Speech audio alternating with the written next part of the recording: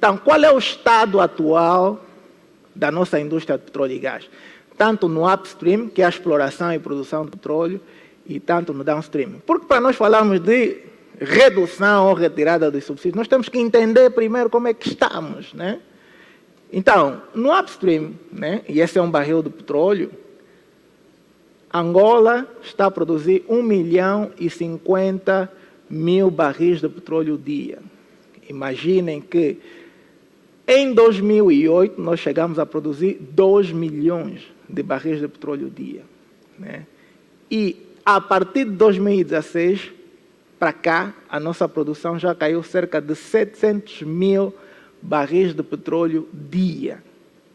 Só do declínio da produção, Angola perde anualmente cerca de 2 mil milhões de dólares e 7 milhões de dólares dia. Okay? Isso me preocupa, porque é a principal fonte de rendimento do nosso país. Se nós sabemos que o petróleo é que gera receita para o país, nunca deveríamos permitir isso. Porque Angola não está a produzir isso porque já não temos mais petróleo. Não está a produzir porque nós não tivemos capacidade institucional para garantir que tivéssemos mais petróleo. Porque até em 2006, 2010, pensávamos que a nossa produção iria atingir 3 milhões. E como nós sabemos, todo mundo estranha, não, nós temos muito petróleo, Angola, nós somos ricos, temos petróleo. Mas as nossas reservas já não aguentam 10 anos. Ok? E só nós estamos a ver agora a perda de receita do governo. A produção está a cair cerca de 115 mil barris de petróleo dia. Imaginem quando estiver abaixo de 500 mil barris de petróleo dia, né? Então, é isso que nós temos que estar a pensar, primeiro. Okay? Depois, desses 1.050.000 barris de petróleo dia, o Estado só tem direito a 190 mil barris de petróleo dia. No acordo que o Estado faz com as empresas, o Estado só tem direito a 190 mil barris de petróleo dia. Okay? É importante saber isso. A produção é de 1 milhão, mas o nosso direito são apenas 190 mil barris de petróleo dia que a Agência Nacional de Petróleos tem direito. Okay? Então, isso já é um problema. Quando nós falamos que a nossa indústria é maioritariamente dependente das empresas estrangeiras, porque quem produz petróleo aqui não são empresas angolanas, se verifica que tu produzes 1 milhão, mas só ficas com 190 mil barris de petróleo dia. Mas como eu sou bom, né, agrego a essa produção mais os 180 mil barris de petróleo dia que a Sonangol tem direito. É de lei que em todos os blocos petrolíferos o Estado deve estar representado, e ele é representado pela Sonangol. Okay? Então, essa é uma participação que o Estado vai buscar adicional para poder reter mais petróleo para o país. Mas também isso é que faz a Sonangol não desenvolver, porque ela sem fazer nada recebe petróleo. Né? Então, esse petróleo da Sonangol, ela não produz. E, aliás, o petróleo pertence ao Estado, mas via Sonangol. Né? Então, é importante entender isto. E aqui vem aquilo que as empresas ficam com o maior bolo, 680 mil barris de petróleo dia. Então, é o inverso. Ao invés das empresas trabalharem conosco e nós ficarmos com mais barris de petróleo, porque o petróleo é nosso, como nós não temos capacidade de produção, não temos conhecimento, não temos know-how e não temos dinheiro, porque para produzir petróleo tem que ter dinheiro, e nós não temos, então ficamos só com isso. Né? Ficamos só com isso. Então, este é o ponto da nossa indústria de produção, exploração de petróleo. Aquilo que nós treinamos, os números são esses.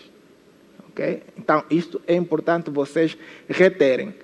E se eu quiser ser mais pessimista, eu posso dizer que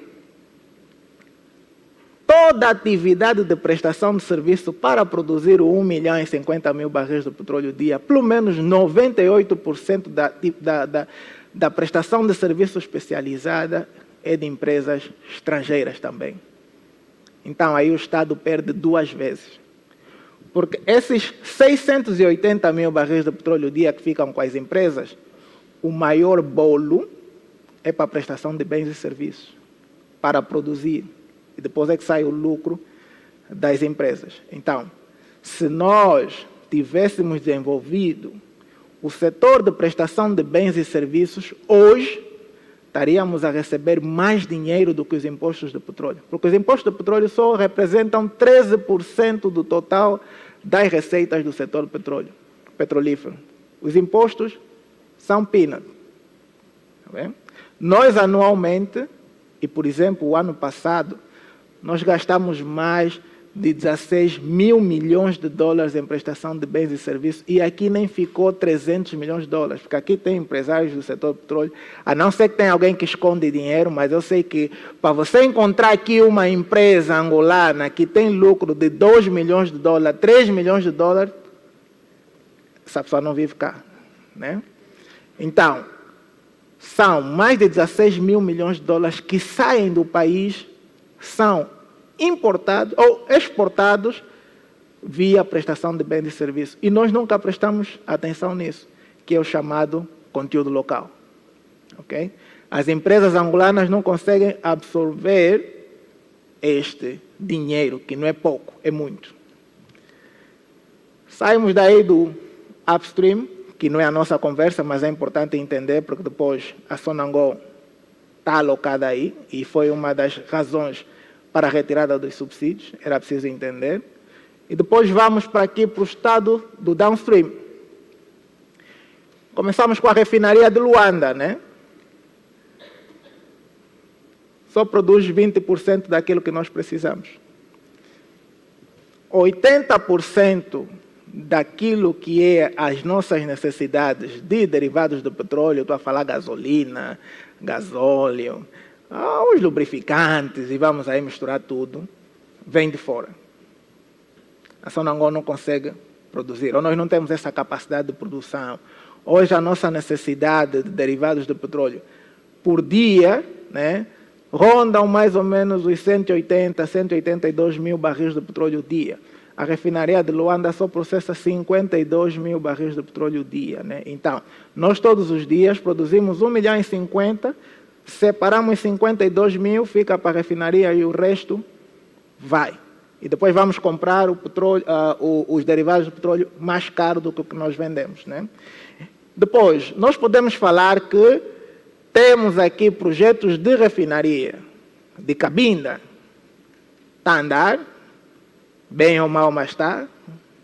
E tem que estar pronta, senão vai trazer problemas, mas vai.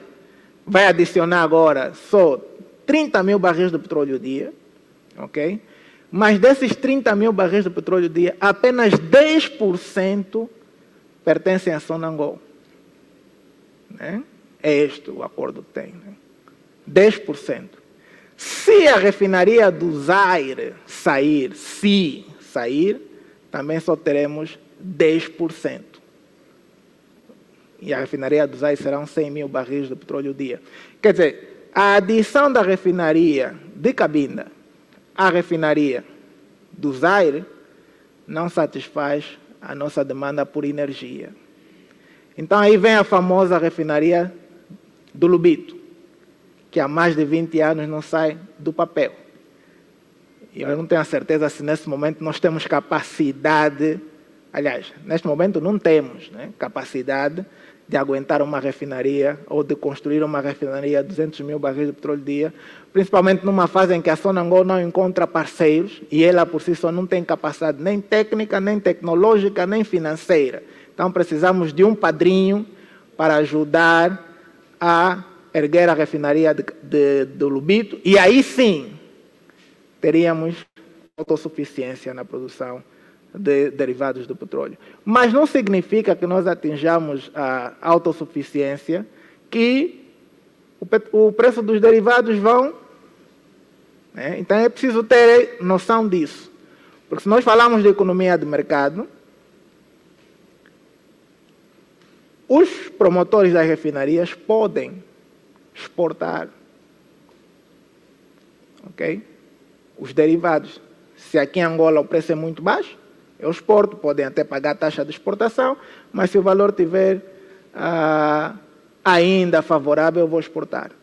Mas também, uma das razões que faz com que não haja investimento na refinaria é o próprio preço. Porque eu tinha que vender 1 litro de gasolina a $1 no mínimo e eu sou obrigado a vender a 30 cêntimos de dólar.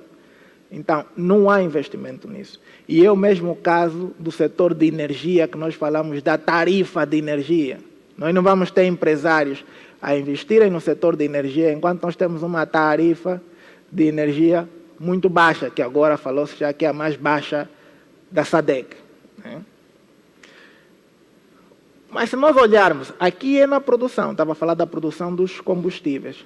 Mas se nós olharmos na distribuição, que este também é um grande problema e que cria alta ineficiência na Sonangol, é o facto da Sonangol ser a única entidade em Angola permitida importar os combustíveis.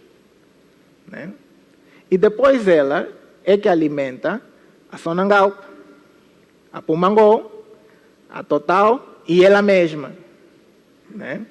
Então, nós temos um único elemento, uma única empresa que importa tudo. E às vezes me dá graça quando alguém fala: não, eu não abasteço nas bombas da Sonangol porque o combustível da Total é o melhor.